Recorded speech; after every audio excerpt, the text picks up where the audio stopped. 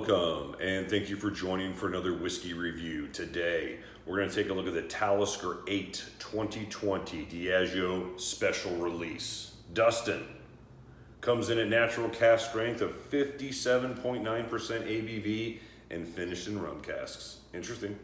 You don't do a lot of rum cask finishing. No, and We did the Springbank a while back, but otherwise, I can't think of anything else we've done rum finished. no, it's been a minute. So this one here is the follow-up to a very popular 8-year-old, I believe from 2018, I want to say. I think 18 was an 8-year-old, then 19 was 15, and then 20 that sounds right. And then 20 was another 8-year-old. I could be wrong about that. But the first 8-year-old, extremely popular whiskey. A lot of people talked highly about it. Yeah. I've never had it. It's selling for 3 times original retail these days. Secondary, I mean, it's popular. Yeah, this one here, the 2020 release, a lot of people were pretty hyped about it. I jumped on the train pretty early. Yeah. Picked it up, European online retailer for about $100. It's really not that bad. So 8 years old, young whiskey, but natural cask strength, that's obviously a good thing. And a rum cask finish. Dustin, you know I'm a Talisker fan when it's cask strength. Or when it's super old. Yep. And definitely when it's both of those things. Yes, that is the way we like our whiskey. Cask strength and super old. That's great. So very, very light whiskey. Here, this Talisker 8, what you'd expect out of a young whiskey unless they colored it. Let's get in the nose. Alcohol. I mean, it smells insanely young. Very, very young. I am getting just straight off the still. Like, this smells like new make, Mike. Yeah, I was chatting with the whiskey friend, Alan. Yeah. For a while, and I was, he was asking what I was drinking that, and I was like, yeah, I'm kind of trying to get into this whiskey to try to figure it out. This was a present from my girlfriend's parents on Christmas, I want to say. Oh, cool. Something like that. Yeah, I think Christmas. They don't get the whiskey thing just like she doesn't, but you know what? They're supportive, and that's the most important thing. That's what family is. So I was trying to get in this, talking with Alan, the whiskey friend. He was like, hey, well, what do you think of it? And I'm like, first impressions is banana and young. Yeah. And he was like, well, yeah, it's young. It's an 8-year-old whiskey. I'm like, yeah, but even for an 8-year-old whiskey, it kind of comes off young. I mean, this, if you told me this was 3 or 4 year old stuff, like I have at home, Mike, I've got a couple independent bottles I picked up that were finished in like some first fill, like Marcella and some other just kind of random caps, and they were young Islas, like 4 to 7 years old. And That's what you're getting here? this is younger. Yeah, I'm getting, younger. as far as the notes, I'm getting obviously a big pepper note that I get from a lot of Taliskers. Is that Talisker pepper note for sure. That Talisker Maritime, a little bit of salty with a little bit of peat note, I'm getting that. But the rum cask is doing very little. Very, very little. If it's doing anything, it's why this thing smells so young. That rum cask is just imparting. I think that's why I'm getting a little bit of banana and a little bit of vanilla with it, along with that pepper and that Talisker There's a note. little sawdust on here. Yeah, okay, I can see that. There's a bit of there's a saltiness here now that I'm kind of getting in, and I'm getting acclimated to the incredible youth. Almost like a zest crackers. You know, I can't tell if the rum cask, I can't tell if it's ridiculously young smelling or if it's just that rum cask added a freshness / alcoholic banana note. Yeah, I mean, did it just add like almost like a new make kind of a element to this? Yeah, I don't know. I mean, you're getting raw Talisker here, which to some degree I like at times, but this is a harsh smelling whiskey. Yeah, I wish it was honestly harsher and had less of whatever this slight oak / You think it's got oak note in it? There's an oak here, but it's oak and crackers. I think that's sawdust. Like there's some Yeah, there's some salty. Yeah, it's sawdust. Crumbs. Sorry, yeah, it's oak sawdust. Maybe it's pine sawdust. It's cheap. Yeah, I mean, again, it's not like, I mean, some of the things we're saying could potentially be interesting. They're just not interesting here.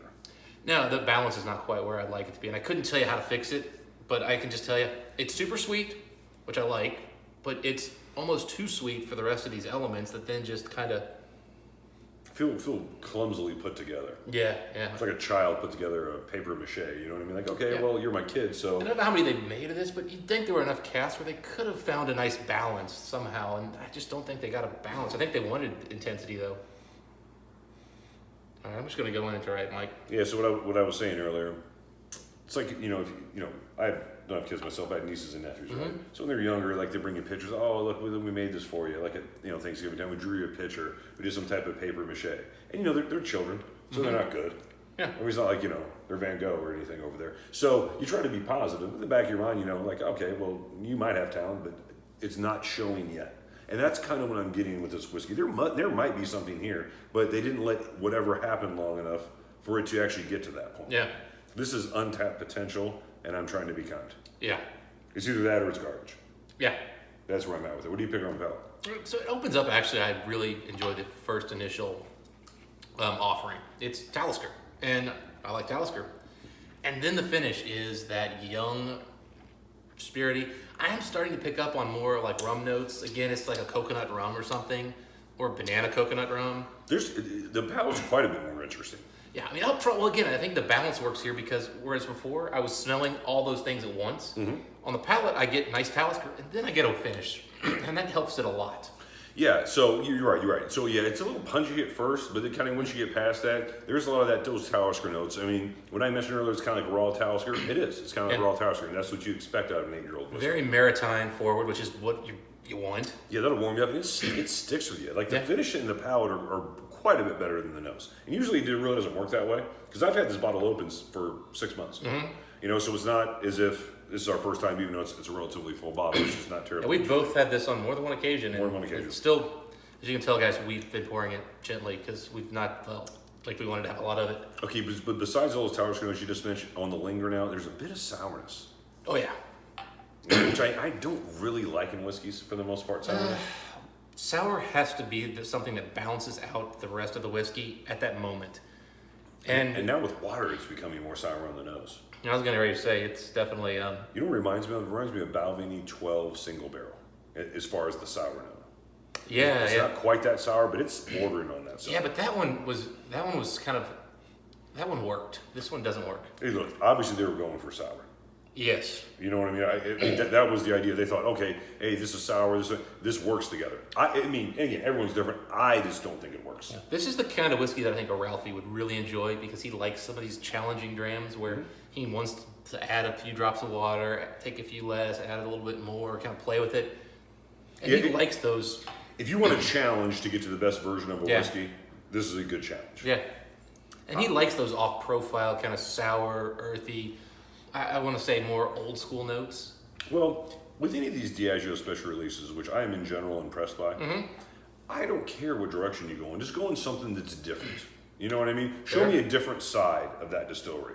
And to that end, they succeeded. Now, I said with water, it smells more sour. Does it taste more sour?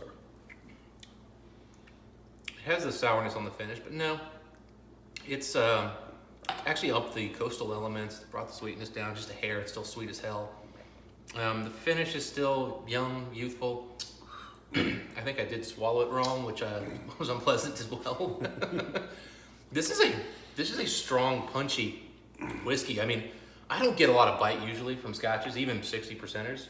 Sometimes bourbons hit me harder a lot of times than scotch. Sure. Single malts always come off a lot easier to drink. Sure. This thing is not easy to drink. This is punchy. This is me, and maybe that's why I've always drank this first in the day to try to kind of get a feel for it. So that's what I try to do. I try to get a feel for something, so I always want to drink it first. Yeah. If I'm sampling a couple of whiskeys that given This night. is punchy. This isn't easy to take for your first drink. And this is like our fourth drink of the day. Yeah. And it still ain't easy to take. No, we should be at the saturation point where we're no longer getting hit hard. No, we're getting hit hard. Oh, it's a punch. It's a punch. To that, I almost like it. It's kind of weird because again, on the nose, this is an 80. You know what I mean? Okay. If even that. Maybe 75. I don't know. When I get to those low scores, I'm guessing at some point. But it's not a good palate, is what I'm trying to say. It's punchy. Excuse me. It's not a good nose, is what I'm trying to say. It's punchy on the palate, and I do like the finish on this whiskey. It's not bad finish. I would say it's a finish. It's an 87. A palate's an 84. A nose, it's 80 or below. I mean, I can see why you'd like this one. It is raw. It is punchy. It's cask strength. It's bold. This is not a boring whiskey. It's not boring. I do not like it at all, Mike. I don't like it either. I mean, I do not like this whiskey. Normally I buy like 2 of everything. It's kind of a rare thing. I was like, let me get one. Let me see if I want it again. I remember having a first sip. I was like, nope. Thank God. Nope, ain't doing this one twice. Right? It happens. Yeah. It happens. All right, so where are you as far as whiskey score on this one? 65. I don't even know how to equate that, man. What do you mean 65? I mean, if you offered me this pour at a bar for free, I would say no thank you. Give me an iced tea. And if you said this is the only alcohol we have for the week, I'd say water's fine. There's no scenario where I would want to go back to this whiskey. I don't hate it. Again, I don't hate it. I just don't. If I never have it again, it's fine. It's one of those things where I get no pleasure in drinking this. Nope. And I don't drink alcoholic beverages if I don't get some pleasure out of it. Yeah, I'm not here to get drunk. Yeah, if I get drunk, fine. But that goal is never to get there. The goal is to drink good whiskey. The only purpose of this would be to mix it with something or to drink to get drunk. And again, Or to review it. yeah, or for a review, guys. So you guys know. But I can see where somebody could give this like an 80 because if they really like the punchy, young, coastal elements. Okay, now, the palate isn't that bad and the finish isn't that bad, so I'm going to give it an 82 out of 100. Now, it's not a horrible whiskey, but you're right. It's not a whiskey that I personally enjoy, but there are people here that would gravitate towards this whiskey. Yeah. I'm fairly confident of that. I'm being mean, I think, just because. Would you say 65? I'm telling. There's just What's that nothing even mean? in here.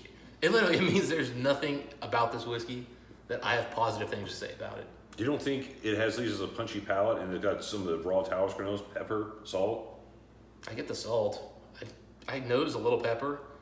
I'm just getting youth, and I hate what the rum casks are doing here. I just do not enjoy what these rum casks are doing at all. I think. Maybe I don't get it. Maybe I don't get it. Initially, when I first tasted it, I went, "Oh, okay, this is gonna be better," and then it started developing on the palate, and it just got worse and worse and worse. Give me one more sip down the water's had a minute. Yeah, let me give it another sip just in case I want to change my mind. 65 is a ridiculous score. Ridiculous. It's like someone getting a 21 on test, like you didn't even try. You could have guessed it got more than a 21. I feel like they had a A through D and they bubbled C for every one of these. Spelling their name sideways on the Scantron. Yeah, I mean, going back in. All right, I'll give it a 75, Mike. But the problem I've got here is there's just nothing I like. Nothing I like. And again, for me, I feel like even a 70, there should be something I enjoy, and there's just... You know what's crazy is I like Talisker 10. I like Talisker 18. I prefer the 25 and the 30, and I prefer them in cask strength, but I like all of those. I very much like... I've always said this. I like age-stated Taliskers. Now I got to say something else. Yeah, well, I gotta say, again, I think this rum cask is just doing nothing positive for this whiskey. I think had they just given us a straight, regular bourbon cask, be fine. I think they tried to replicate the magic they had with the 8 from 2018, and they was like, it really didn't work. Let's throw it in a rum cask for 6 months, and let's just, this is what it is. Yeah. Anyway, that's our thoughts on all of it. I'm not a huge fan. I know some other people are, so maybe you're one of those people. Obviously, not saying you're wrong. It's just what our taste buds are telling us. If you're somebody who really liked Ardbeg rum. That's probably your jam. Yeah.